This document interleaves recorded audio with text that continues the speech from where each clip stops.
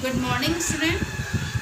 Today we will continue the same chapter number 11, and we will discuss the next causes of revolt of 1857. Today we will discuss two more causes, military causes and immediate causes. First, military causes. In military causes, we will see why the Indian soldiers, Indian sepoys participated in the revolt of 1857 against the Britishers. The first point is ill treatment of Indian soldiers. The East India Company discriminated against their Indian sepoys.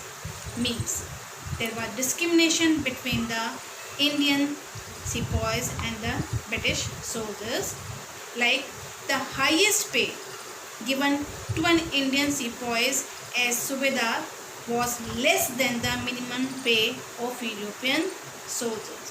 Have you understand? Means the European soldiers had the highest payment as compared to Indian subedar, and the Indian sepoys could rise up to the rank of subedar. Above this, all the other ranks were reserved for the British sepoys. The next cause is Act of 1856.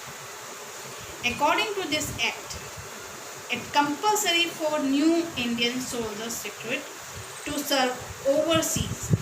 Means they had to cross the sea for serving in foreign land. But for Indian soldiers, they believe was that if they cross the sea, cross the ocean, they would lose their religion. But if they refuse, they would lose their job. According to 1856, it was compulsory to cross the sea. At the same time, the use of religious symbols in the military were also restricted, and this annoyed the Indian soldiers. Next one, the Indian soldiers were humiliated. The sepoys had helped the British to establish their empire, you know very well. But instead of receiving awards or promotion, they were humiliated by the Britishers. Means Britishers not given no promotion for Indian soldiers.